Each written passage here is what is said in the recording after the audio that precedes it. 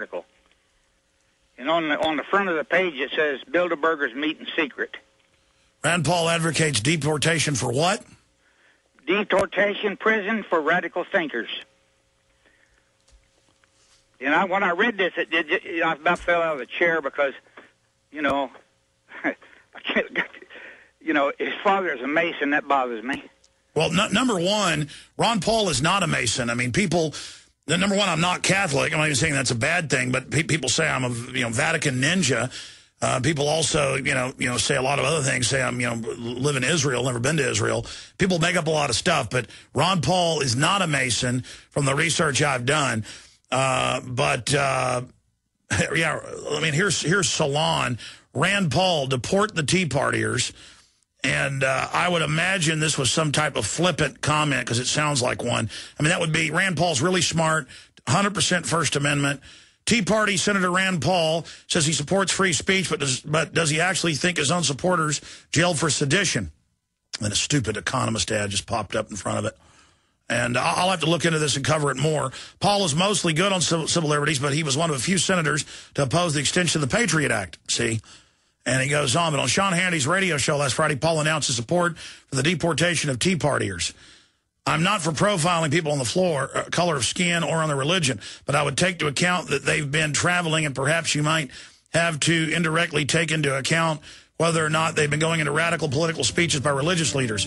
It would be that they are Islamic. But if someone is attending speeches for someone who is promoting the violent overthrow of our government, that's really an offense that should be going after. They should be deported. So he's talking about, I think, foreigner Muslims saying overthrow the U.S. government. And that, so I'm going to have to look more into this. I don't know what people are talking about. See, it's happening right now. I was going to do a few minutes extra overdrive to take some calls. And then a caller, that's why I love taking calls, brings up an issue I didn't know about. During the break, I went and looked it up. We're going to play the audio here in a moment. Rand Paul, deport the Tea Partiers. And the fella called in with a similar headline. That's not exactly what he said, but I disagree with what he did say. Even though it's a very short clip and I've got to do some more research, it doesn't sound good. And I've seen him stand up against the Patriot Act, stand up against the wars, the debt ceiling. He's done everything he said he would do, and I've been very pleased. But this is not something you hear Ron Paul say. The Kentucky senator calls for those who attend radical political speeches to be jailed. That's the Salon headline, and I didn't know about this. This happened a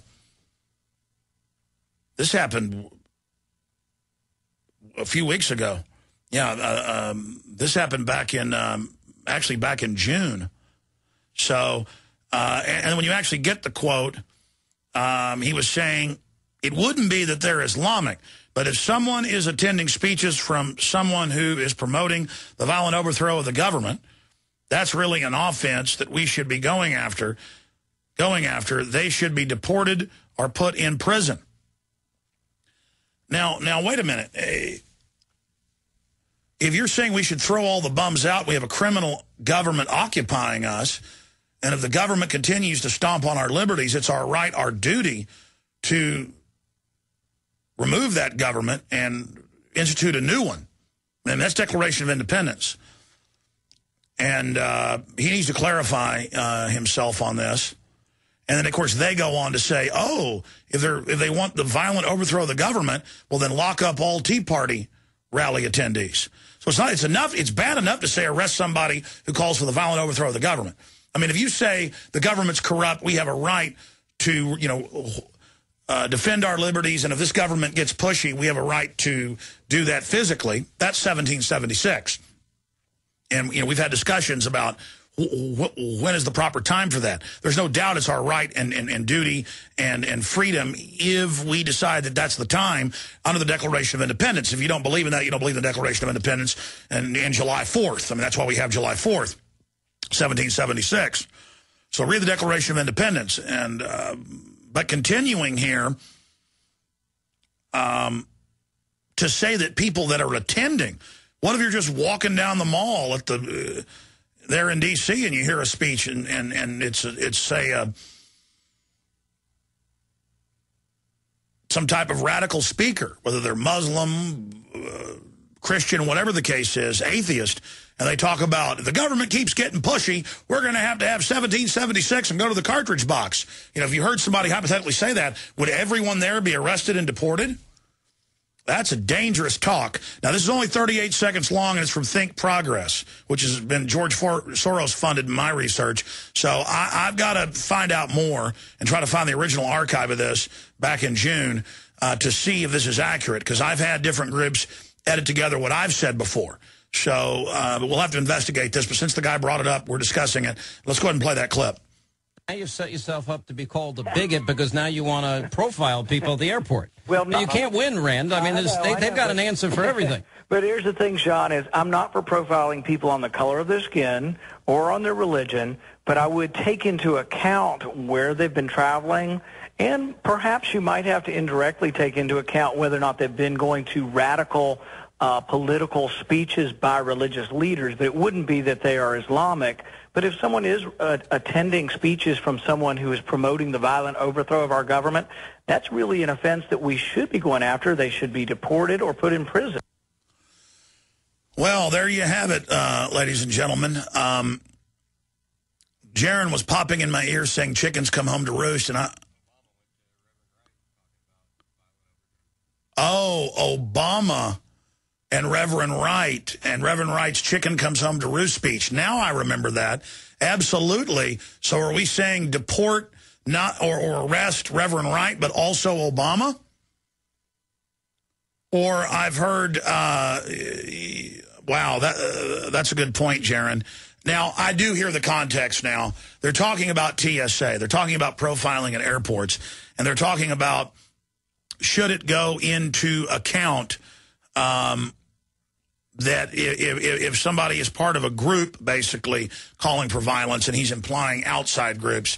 But we'll have to get a clarification. I bet there's a clarification, because if I missed this in the last month, I'm sure this has already been debated. See, folks, that's why your calls are important. Your emails are important. We miss a lot of things. A lot of times I get an email or I see a comment on my website, Infowars.com. Why haven't you covered this, Alex? You're covering it up. And I cover it that day because you told me about it.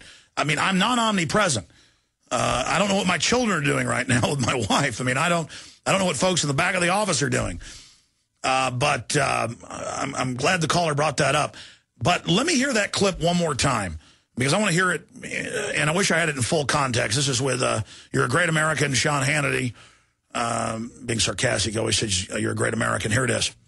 Now you've set yourself up to be called a bigot because now you want to profile people at the airport. Well, no, you can't win, Rand. I mean, they've got an answer for everything. But here's the thing, Sean, is I'm not for profiling people on the color of their skin or on their religion, but I would take into account where they've been traveling, and perhaps you might have to indirectly take into account whether or not they've been going to radical political speeches by religious leaders. But it wouldn't be that they are Islamic.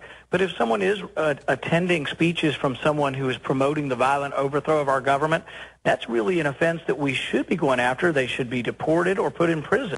Yeah, no, he's talking now, clearly that context was about Muslim, quote, extremist. He's talking about people coming into the country and profiling and deporting them if they're calling for violence. And I'm sure when I do find his clarification, because I'm sure this was a big issue that we missed, that's what he meant by it. But it still doesn't pass the smell test, does it? So I will have to look into that.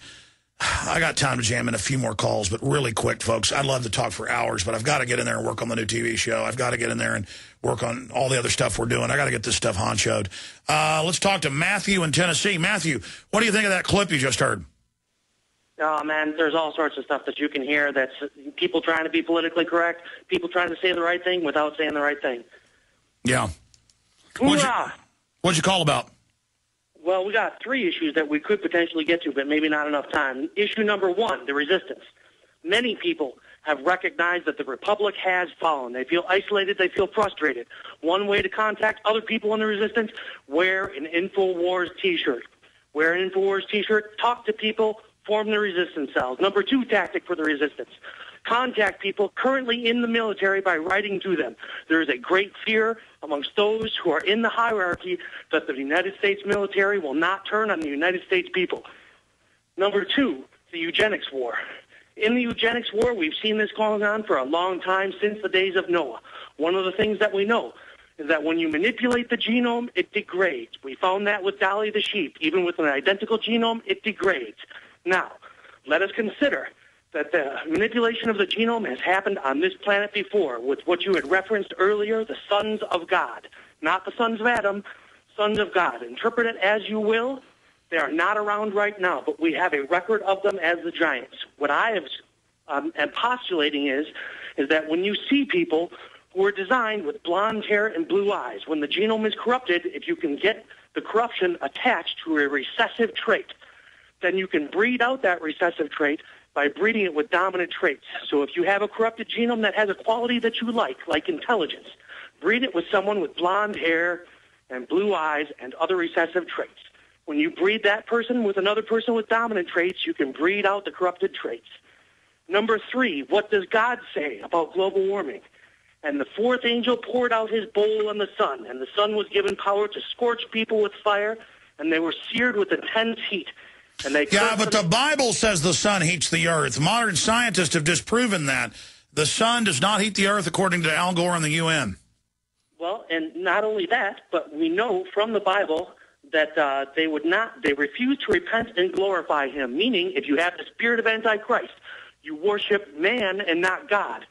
So if you worship man and not God, and God is causing the global warming, the spirit of Antichrist will compel you to blame global warming on man. All right. Listen, I appreciate your call. I want to jam in one more. I'm sorry to Keller, Matt, and John. JC in New Mexico, you're our tail gunner, taking us out. Hey, Alex, how you doing? I'm good, my friend.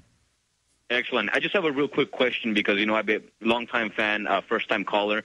I've listened to you, however, for, the last couple of years. I've seen a lot of your research. I think you're doing an incredible job spreading the real information out there, the info war going on and everything.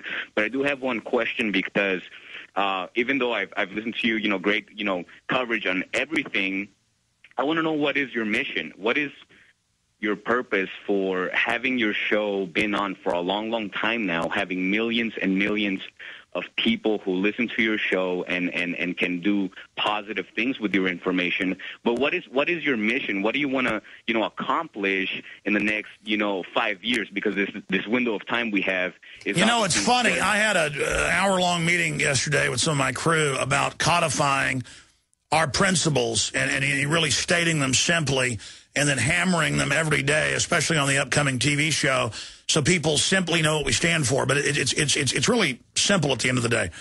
I believe in humanity. I believe in people having knowledge and not perishing, whether it's economically, physically, spiritually. And so I'm here to cover the hypocrisy, cover the corruption, cover history, and point out how we're distracted, but knowing that there are going to be great leaders and people out there in society who are in the system, who are outside of the system, who will recognize what's happening. I'm here to break the compartmentalization. I'm here to get people to see outside the little fake boxes they've been put in and to encourage other media people. I mean, most media folks you see out there fighting the New World Order now, they'll say they were inspired by Alex Jones. Most people you talk to will say Alex Jones was the first person who woke me up. There were many people that helped wake me up. But I have, except for maybe a Ron Paul, had the greatest effect. And so that's my mission, is just to simply point out what's happening. We'll be back after this break with retransmission. See you back tomorrow live, 11 a.m. Central.